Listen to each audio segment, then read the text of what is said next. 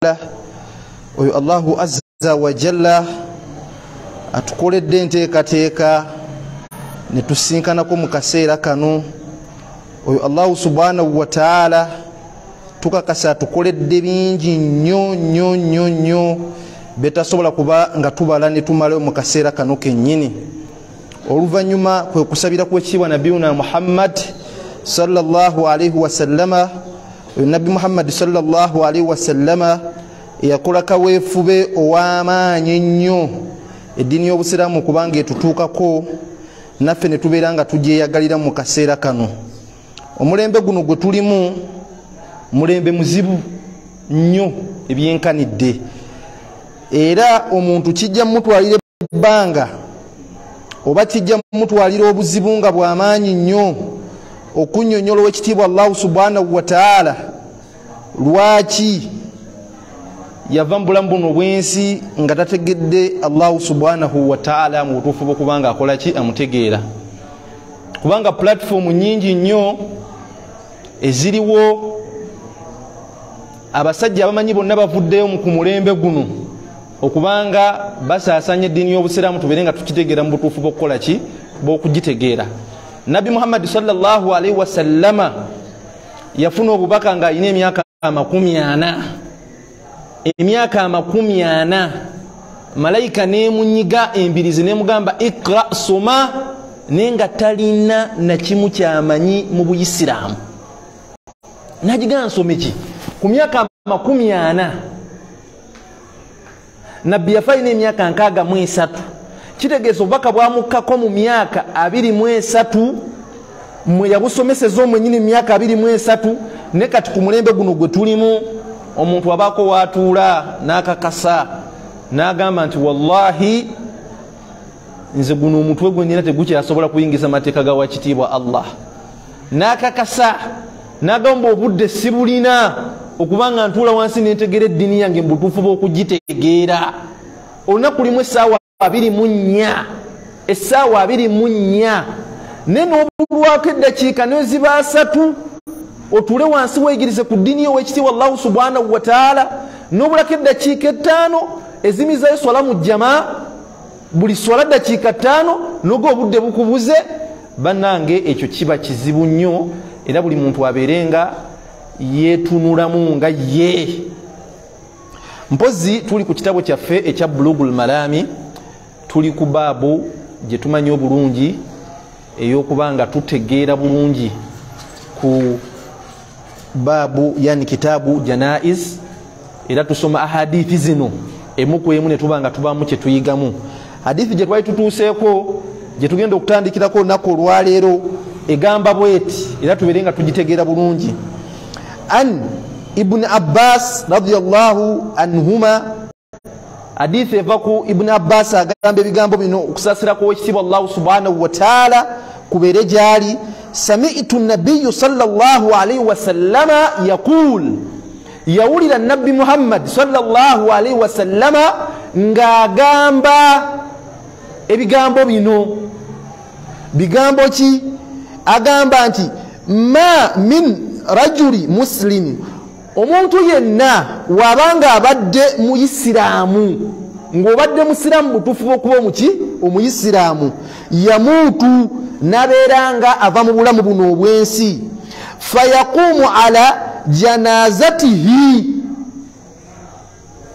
essola gye bamusaalira eri esembayo emisibula mu bulamu buno obwensi, ne kubaako abajimirako 40 rajulan, abasajja 40 la tushirikuuna billahi shay'a, nga tebalina kyonna kye bagatta ku wakitiibwa Allah.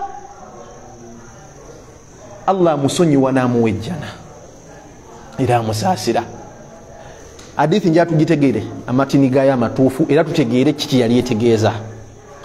Omuntu yenna nga muyisiraamu n'ava mu bulamu buno obwensi, salatu janaiza eri gye bamusaalira emusibula mu bulamu buno obwensi, abantu 40 ne bagiyimirirako, kiregeeza ne babeera emabega waayo nga bamusaalira, nenga abantu abo la tushirikuuna billahi shay'an, nga tebalina kye bagatta ku wakitiibwa Allah wadde akenkana akawuka. Hadithi rawahu Muslim eri mu kitabo kya Muslim.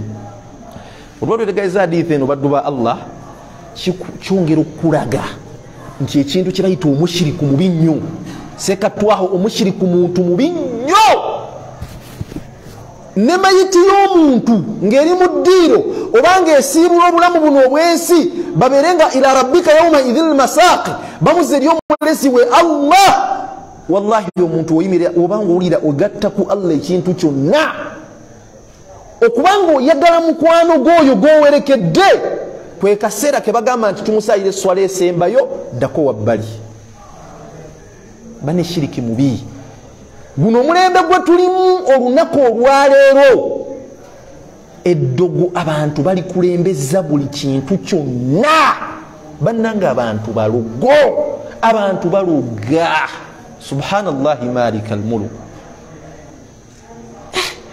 Abantu gye bali asiru haku eddogo gye liri yaddala lya mazima. Eddogo lya mazima gye liri.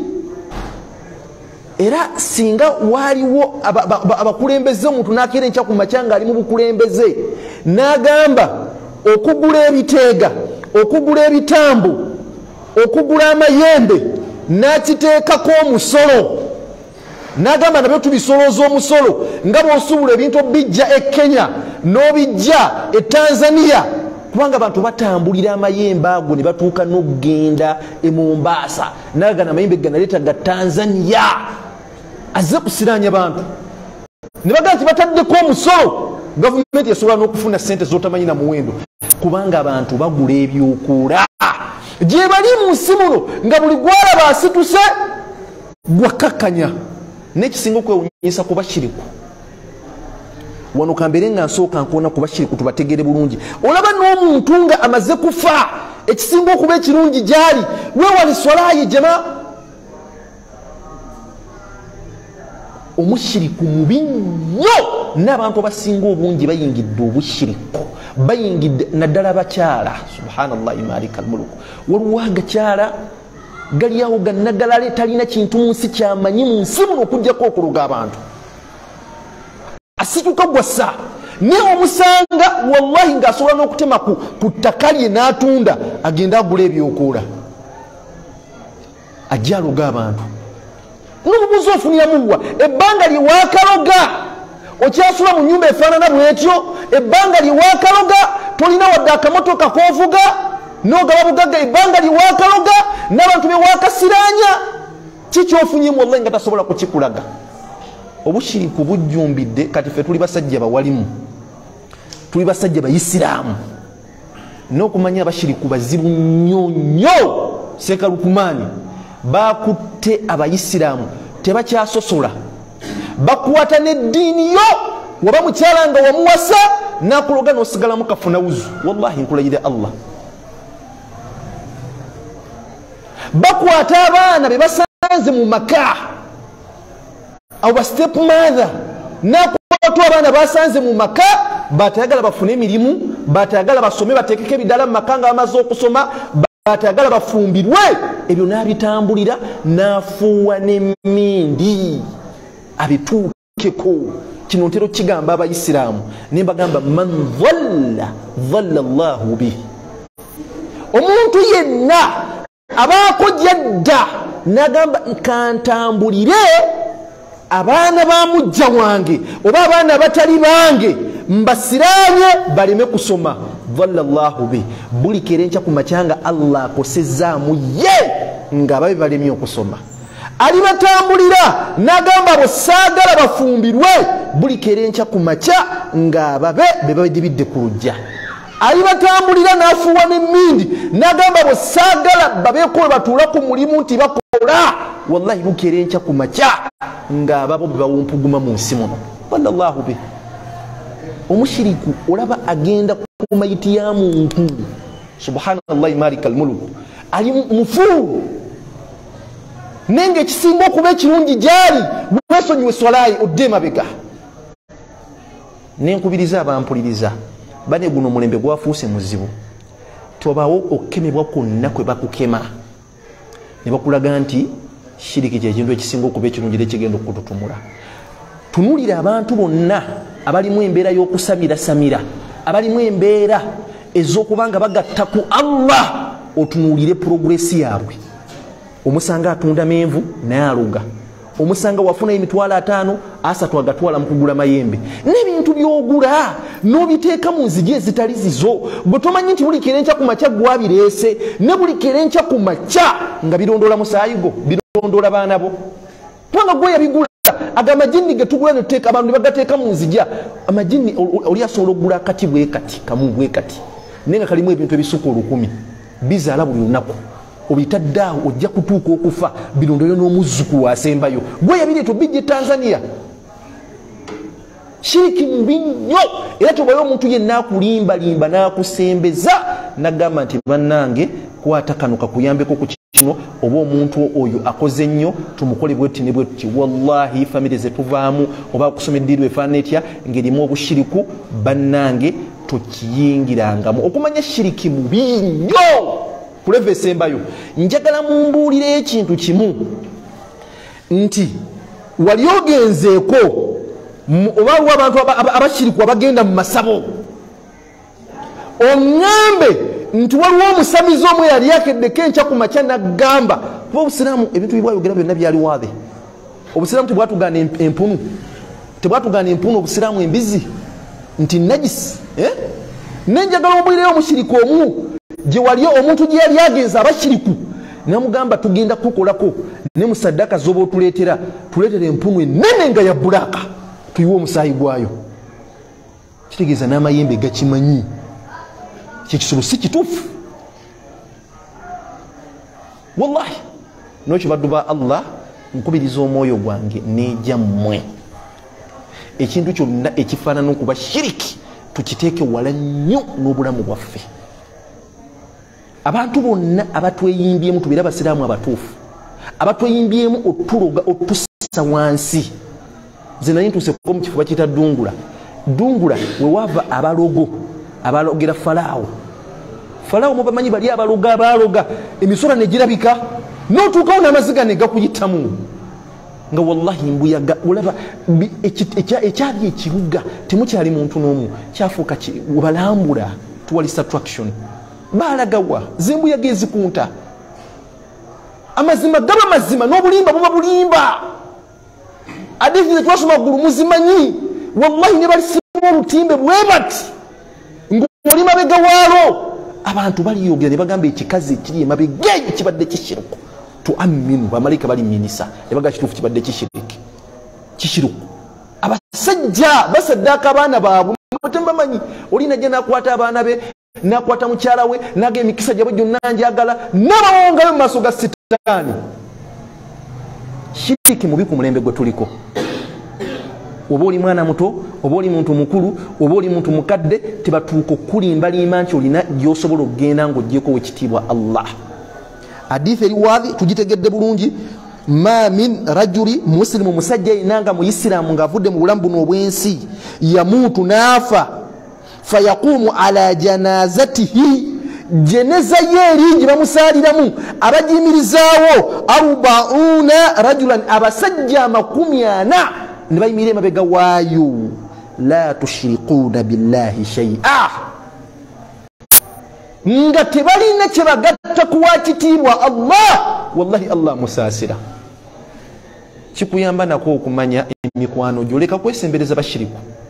Ogendi na mukwano gwange ayigatta ku Allah neye mukwano gwange, ojja kufuna ebizibu byotamanyi na muwendo baddu ba Allah. Ojja kufuna ebizibu byotamanyi na muwendo. Ekyo ndoza kitegerekese bulungi.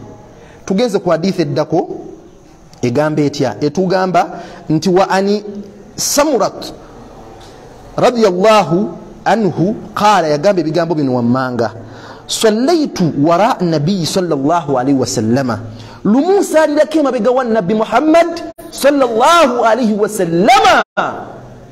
Kitegeeza nabbi yali asaalira mayiti ala imraati matat fi nifasiha, ku mukyala eyali afudde n'omukyala ono yafanga azaala.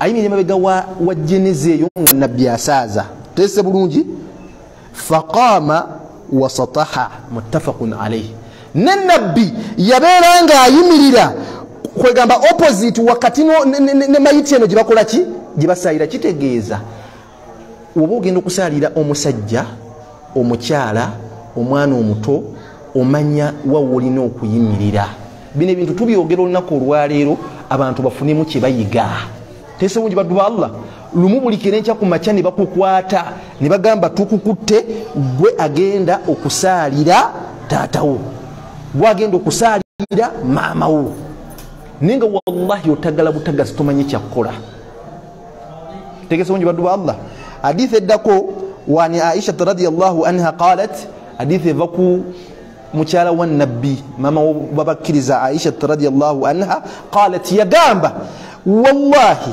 ya layla Allah wallahi laqad salla rasulullah sallallahu alayhi wa sallama ala ibnai baydaa fi masjid ti nabbi Muhammad sallallahu alayhi wa sallama yali asaalira mutabani wa baydaa yasaalira mayiti nga asaalira mu masjidi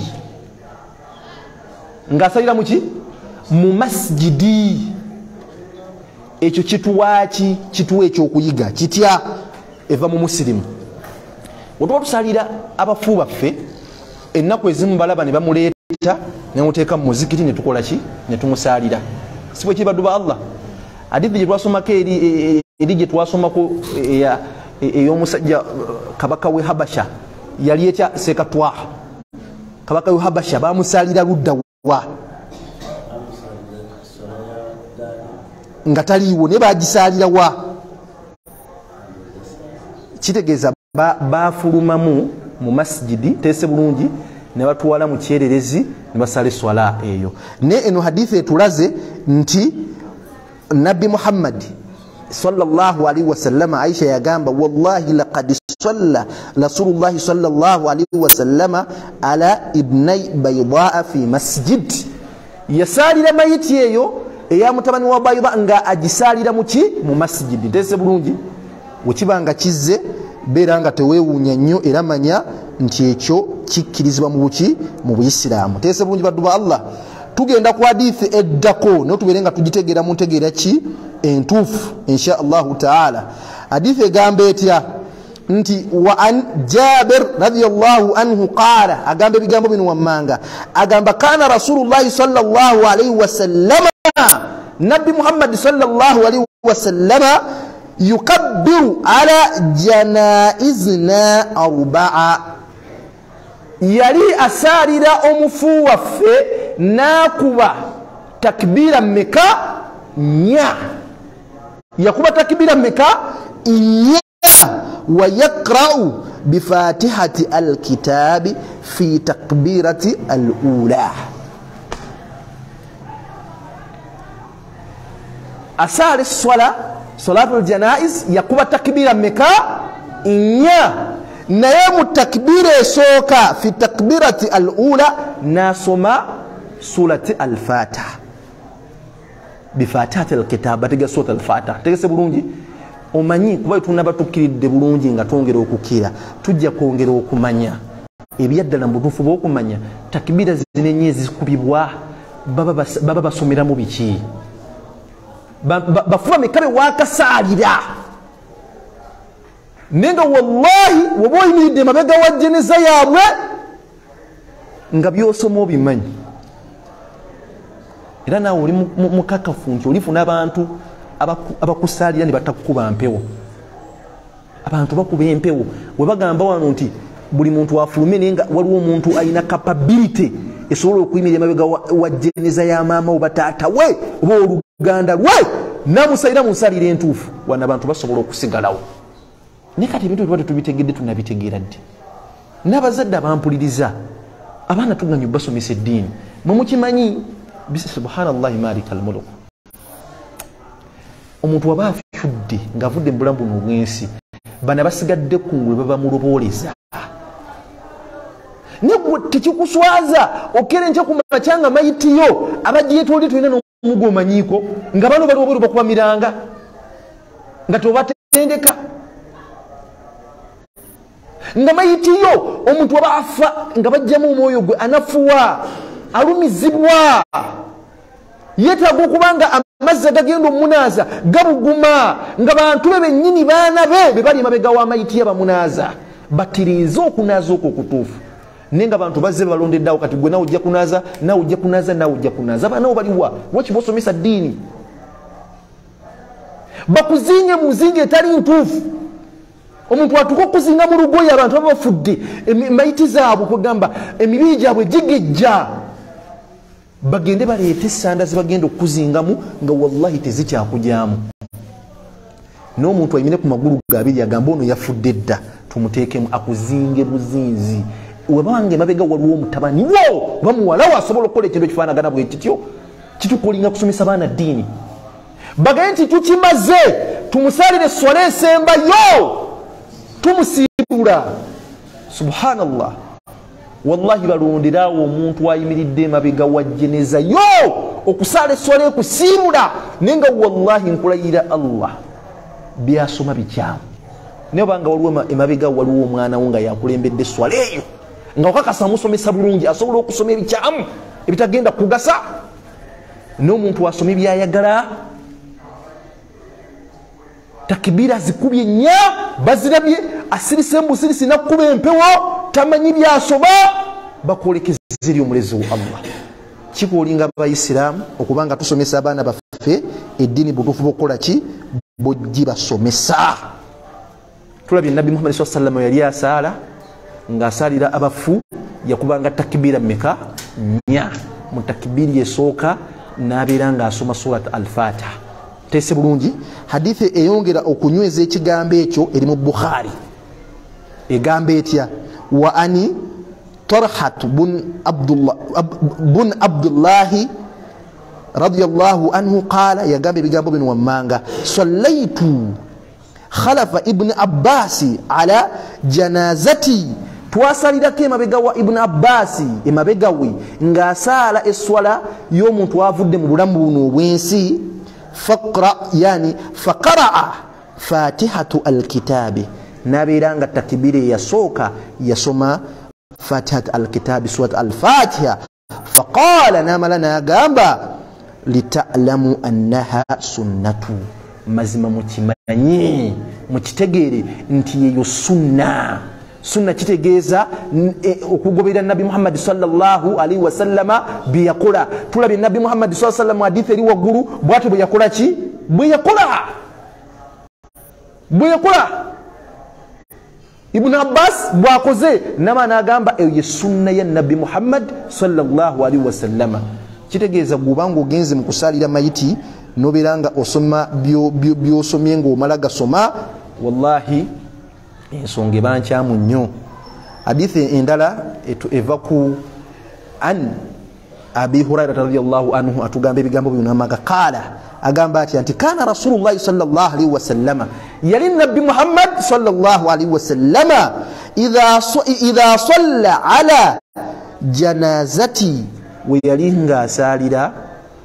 ng'asalira abafu baffe nga ni mabega wa janaza yaqulu yagamba ngebigambo kitegeeza yasomanga edduweno yagamba nga atya Allahumma ay Allah waffe obulezi waffe ighfiru lihayyina beranga osaasira osonyiwa abalamu muffe wa mayitina n'abaafa muffe abafu baffe abaafa wa shahidina n'abaliwo mu kaseera kano wa ghaibina n'abataliiwo wa swaghirana n'abato muffe wa kabirana n'abakulu muffe wa dhakarina n'abasajja muffe wa unthana n'abakyala muffe mumpita bungi baddu ba Allah yene enkola entuufu gye tulina okugoberera nga tusabira abaki ngobanga tuwerebwa omukisa okusaalira abafu baffe esswala esembayo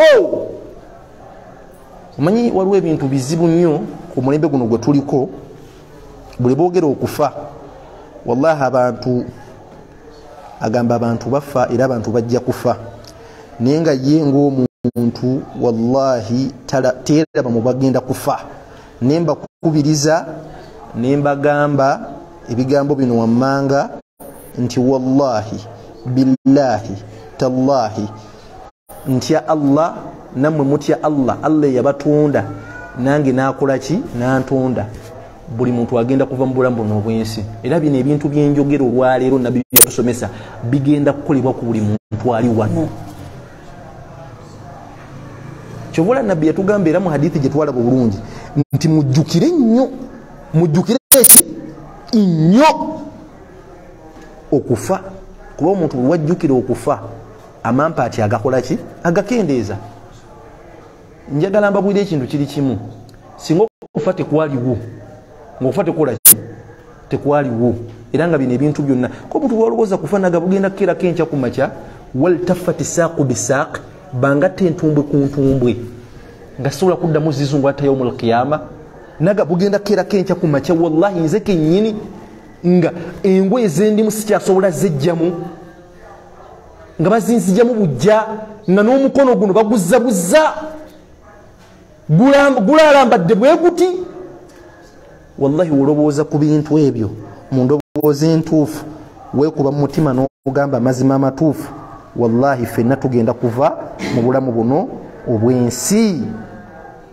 Tugenda genda ku hadithi endala ne kyembasaba olunaku olwaleero wetumala okusoma hadithi zino, at least kiba kirungi nnyo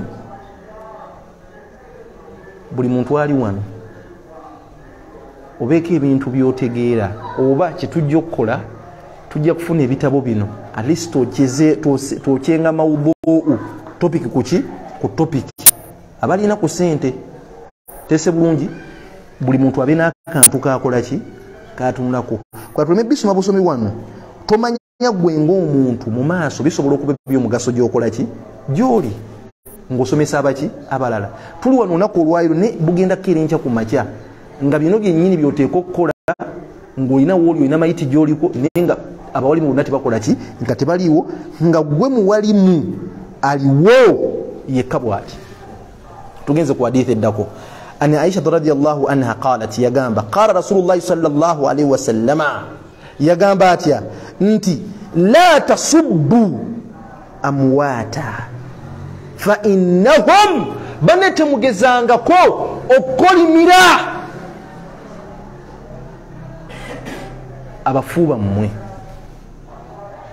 Mazima omufu abanga amaze okuva mu bulamu buno obwensi aba amaze okulaba gy'alaga ebiba biggaddwawo. Kitegeeza ki woba oli ku kaluno olwensi bane tugezeeko nga bwe kisoboka okweyisa obuki obulungi. Njagala ombuulire waliwo abantu ku nsi kuno ng'ava mu bulamu buno obwensi n'afa naye nga naawe okimanyi embuto zisobola okuvuga. Gwe kennyini ali wanampuliriza busobola okukeera enkya ku makya, waliwo abantu bookosezza boolumizza naye nga wallahi wova mu bulamu buno obwensi ajja nayimirira emabega wajje ng'omayiti yonaga nti ŋŋenda emabega ndabe ku mayiti y'omusajja ono asirise ebyaddala afudde. Anti ogenda kugaana abantu kwogera, wallahi tosobola kubagaana nkulayira Allah.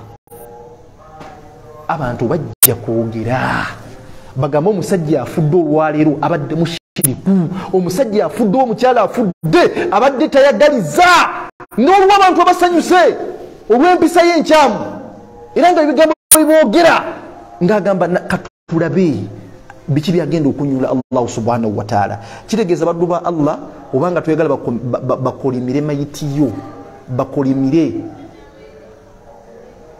kukuziikako weyise bulungi mu nsi muno. Waliwo omwana yali mwana mulenzi, yali muto nnyo, taata we najja n'amukwata ng'akoze omusango mutono. Taata we n'amukwata n'amukanyuga bubi, omwana n'amenyeko omukono. Omwana wamenyeka omukono ne gulemala. Mu kulemala omwana n'akula bw'atyo ng'omukono mulema, naye nga taata we yakola ekintu ekyo, nga taata mukambwe nnyo, nga mukambwe tasalikawo omusala eri baana.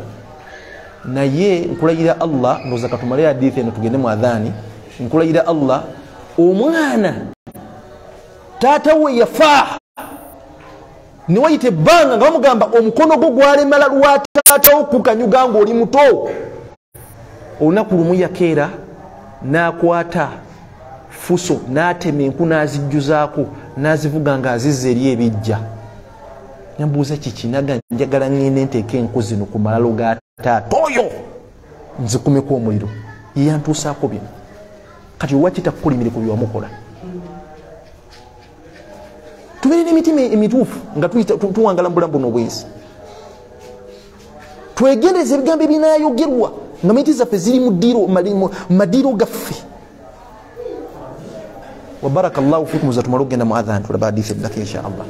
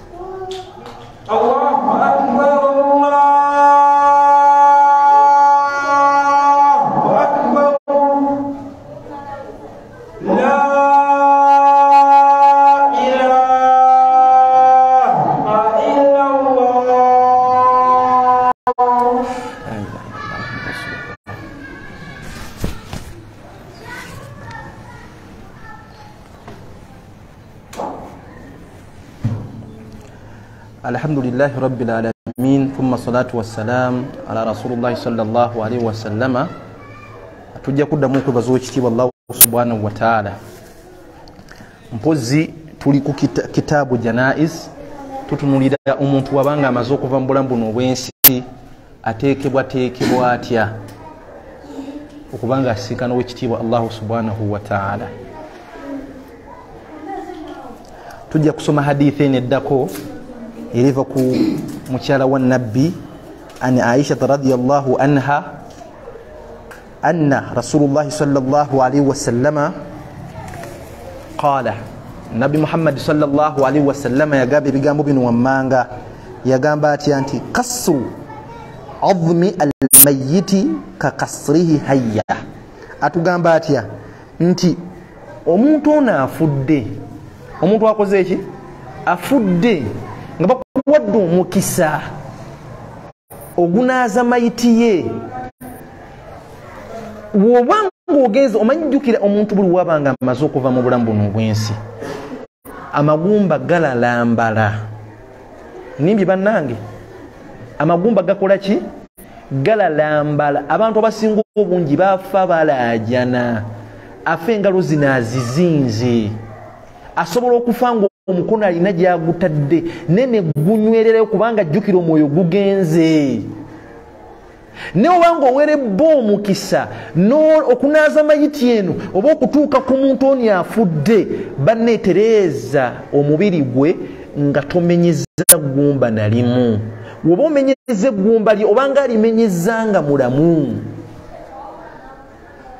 Abantu gye bali ebyeddala n'omuntu afudde kuba omuntu buli wafa ngo emikono gyezinze amagulu gonna gezinze emikono giri giti bakuwadde omukisa genda gwasoose omulaba leka kuba miranga beera nga ebiyungo oluusi omukuteka kyayo kya ebiyungo bino nga bikyali flexible muteeketeeke munteekateeka entuufu emikono girannamye bulungi amagulu galannamye bulungi mu positioni yaago amaaso gazze hadithi twaziraba ne okujja ng'omuntu amaze okuva mu bulamu buno obwensi alalambadde bakuwadde omukisa ogumutereeza gye bali abantu naga ono omukono oguganye tetusobola guteeka musanda nosanga omuntu ng'alumya amannyo ali ku mayiti ayagala kumenya bumenya oba omenya eggumba lye obanga alimenye nga mulamu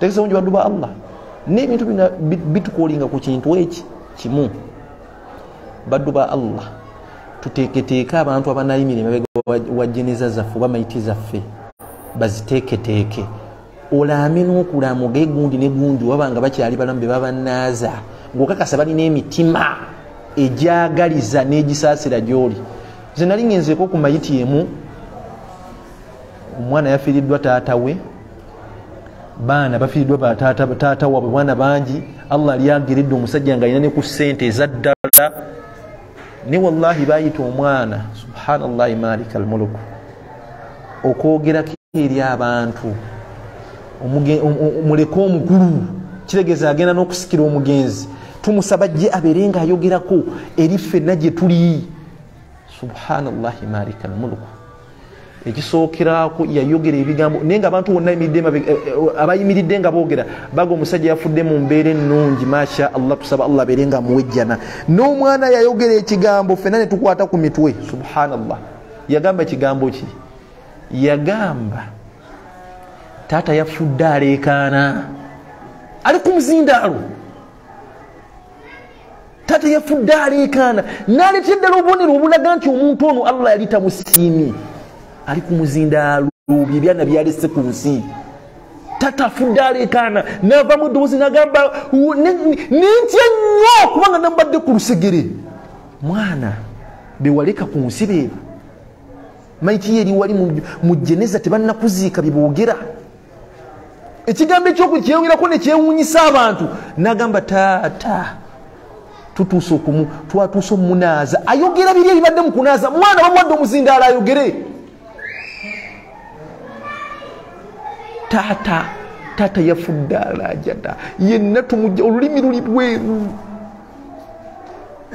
ebyo byogera mu bantu yahe